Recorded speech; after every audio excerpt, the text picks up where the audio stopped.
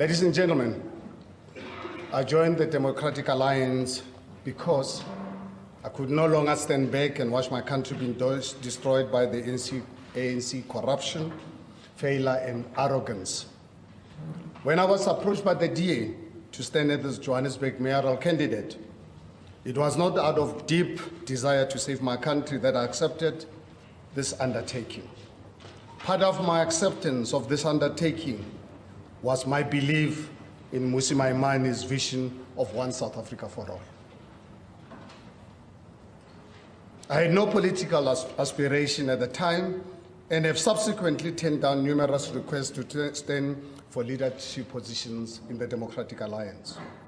My decision to stand as a mayoral candidate was not motivated by desire to hold political office, but out of a desire to serve the residents of Johannesburg and get our city to work again. This is why I've always said, when Johannesburg works, South Africa works. I'm a liberal. I've devoted my life to the advancement of the free market economy, and I maintain a fundamental belief in the inalienable rights of every South African as recorded in the Bill of Rights of our Constitution. I believe that the only way to expand individual freedom and broaden access to opportunity is to grow the economy and provide more of our people with the dignity of work. And yet, I believe that a capable state has the responsibility to work proactively to address the legacy of inequality that persists 25 years after the fall of apartheid. Above all, I believe that my devotion to liberalism is not at odds with my desire to ensure that we live in a more just and equal South Africa. However, I'm gravely concerned that the DA I signed up to is no longer the DA that has emerged out of this weekend's Federal Council. The DA no longer represents the party that is able to achieve what I desire most, a movement that can save South Africa, unseat the ANC, and deliver one South Africa for all. Without this, I'm deeply concerned for the future of South African politics. The DA has taken a resolution at this weekend's Federal Council meeting to question the role of the party in governance relationship I find myself in, and the way in which we communicate on that relationship. This follows the expression of views by a number of DA public representatives that these arrangements are undermining the DA's message and contributed to its electoral decline. I regard this to be the worst kind of short-sighted thinking, even by the very low bar set in recent times. This position includes no perspectives of the residents of Johannesburg and what they want for the city. This has simply been ignored. I maintain that coalitions are the future of South African politics. For a political party to back away from such arrangements 18 months before a local government election that will invariably produce more coalitions is tantamount to declaring itself to be unsuitable for the future of this country. The election of Helen Zille as chairperson of Federal Council represents a victory for people in the DA who stand diametrically opposed to my beliefs and value system. And I believe those of most of South Africans of all backgrounds. I cannot reconcile myself with a group of people who believe that race is relevant in the discussion of inequality and poverty in South Africa in 2019. I cannot reconcile myself with people who do not see that South Africa is more unequal today than it was in 1994.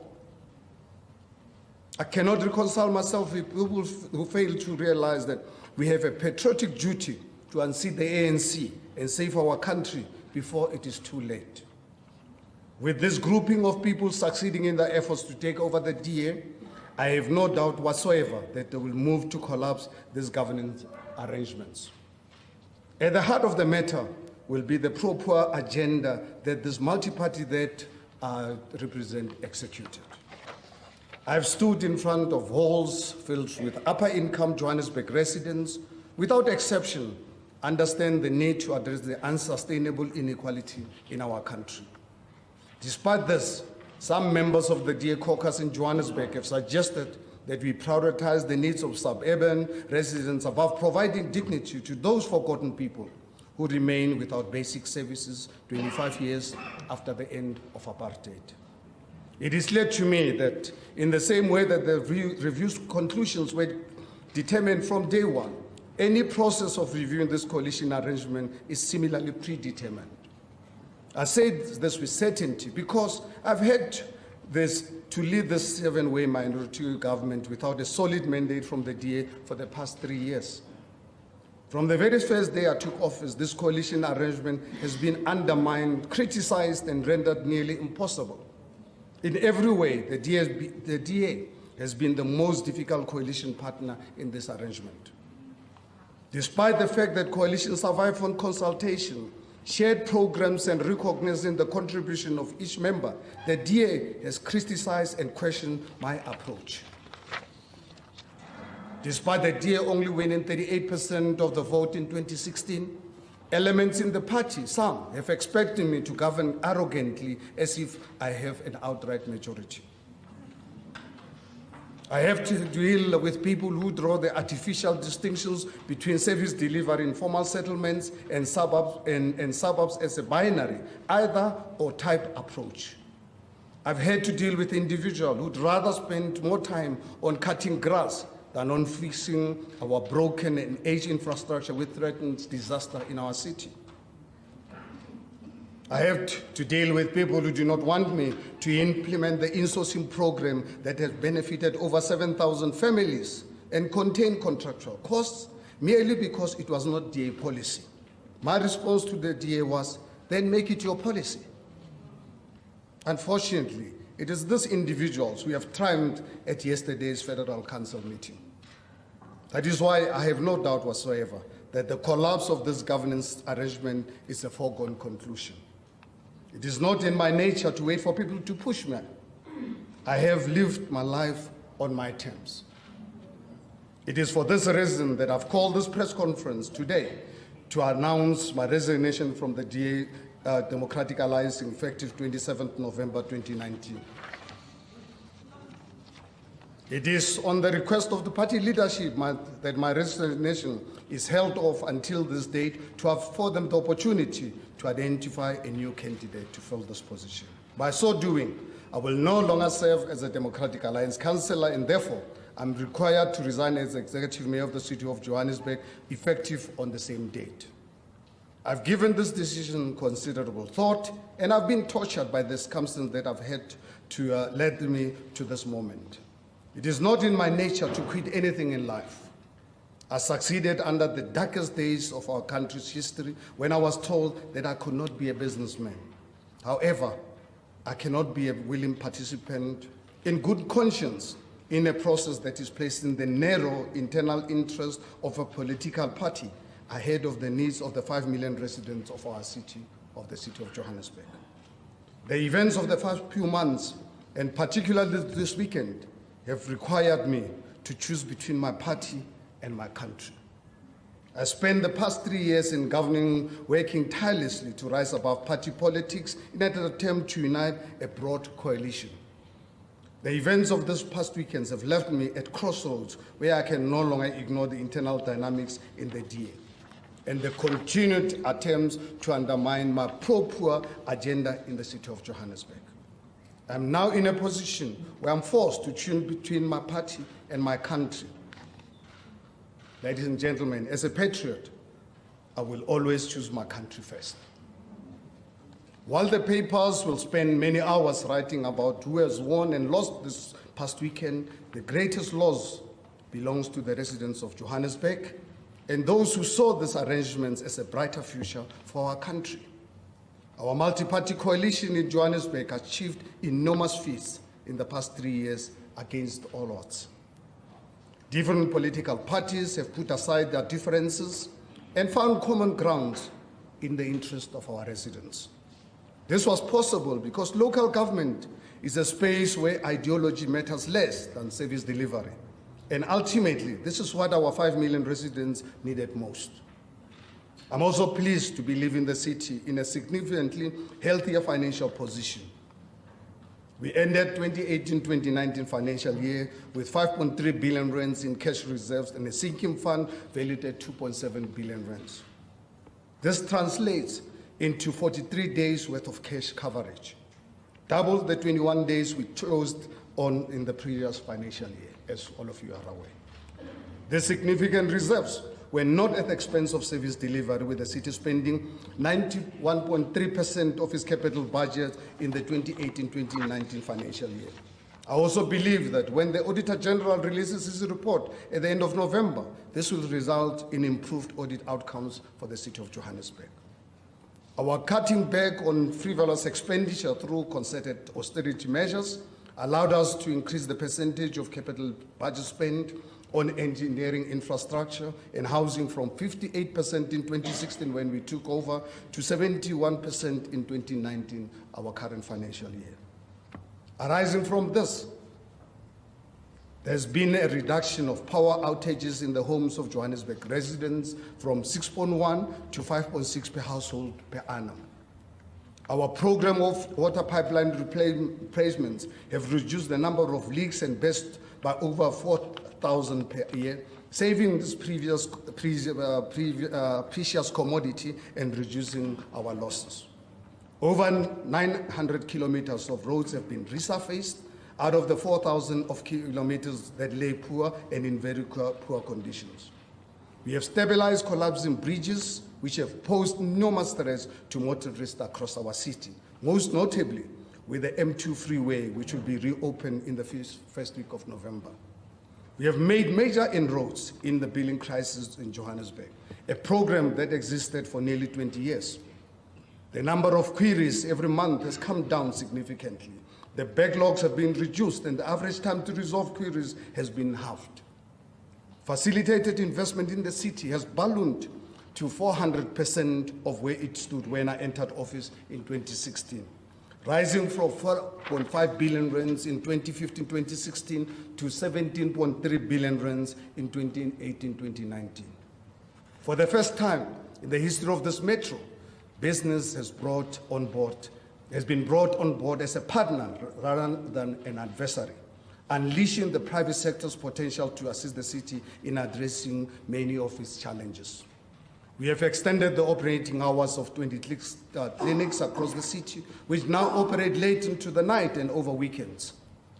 Hundreds of patients have received life-saving treatment after hours, and mobile clinics now take the services to communities situated far from primary healthcare facilities. Under this multi-party government, the city's first free substance abuse facilities have been rolled out, with 5 now operating in communities most heavily afflicted by addiction. The Inner City project stands poised to transform the skyline of Johannesburg, with 139 properties awarded for development and construction beginning in the first term right now as we speak. Last week, Council approved the expropriation of 37 abandoned factories across the city, with the potential to produce heavy housing yields by virtue of the size of the stands. 16 of these are situated around Alexander, where the need of such initiatives are sorely needed. Our forensic unit, established under the leadership of General Sibia, has set the standard in the fight against corruption and wrongdoing, with over 6,000 cases under investigation, totaling more than 35 billion rands in expenditure. This unit has managed hundreds of arrests and dismissals of corrupt city officials. Our diversification of housing has seen the rollout of the largest site and service project in the history of the city, with more than 4,000 service stands due in this financial year alone. We have waged a war on the dignity of residents living without services in informal settlements, bringing more electricity and water to these communities than ever before. The city is close to welcoming 1,500 new JMPD officers who have been undergoing training since we initiated this recruitment in 2017. This will represent a 50% increase in the size of the JMPD force and greatly assist our efforts to bring law and order to the streets of our city of Johannesburg. In addition, Our specialized K9 narcotics unit, another first in Johannesburg, is currently waging war against drug dealers.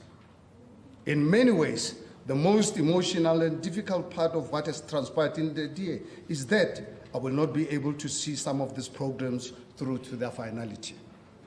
I'm fully aware that the DA constitution entitles the party to terminate my membership immediately following this announcement.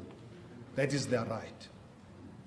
However, it is my hope that I will be allocated to see my work through to the end of November because there are many pressing matters that must be finalized. Tomorrow, as some of you might be aware, I'm due to appear before the Parliamentary Portfolio Committee on Home Affairs, which arises from my request for such an audience. I will be there to present how the City of Johannesburg and its residents are severely impacted by failing Home Affairs Department and its ability to protect the borders of our country. Next week, I will be lodging our court papers against the NPA to pave the way towards the private prosecution of those who have stolen from our residents and have been protected by the South African Police Services and the NPA. Also, on the 30th of November, I'm due to hold the event to reopen the M1 following the extensive and emergency bridge repairs that have inconvenienced motorists since the beginning of this year. It remains the choice of the DA whether we'll get to see these projects through to finality. But it is my hope that I can be afforded the dignity of ensuring that nobody can reverse these very difficult gains. Ladies and gentlemen, serving as the mayor of Johannesburg has been the toughest job anyone can possibly undertake. I often joke with staff that saying to you that this gift job, you only give it to someone you dislike. It has, however, been the greatest honor of my life. I'm very much a human being and will be the first one to admit that I make mistakes. When human beings are trying to achieve enormous feats of change, they will always make mistakes. However, I live with my head held high, knowing that I've been honest, I've fought for the residents of the city, and I've taken every decision with their interest at heart rather than my own.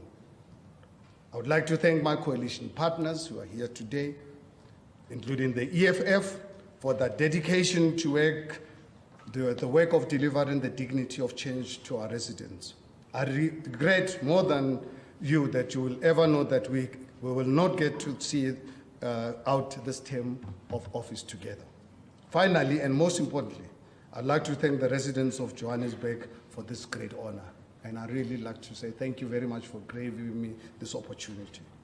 I've achieved many things in my 60 years, but nothing will ever bring me the pride and joy of seeing our residents benefiting from the dignity of service delivery they have been denied over so many years by the ANC government over the last 25 years, including pre-1994, 300 years of colonial rule, including apartheid rule since 1948. So thank you very much, ladies and gentlemen, for really giving me this honor to really serve the city. And also, my money, thank you so much for this privilege and this honor from the DA for affording me this opportunity. Thank you very much.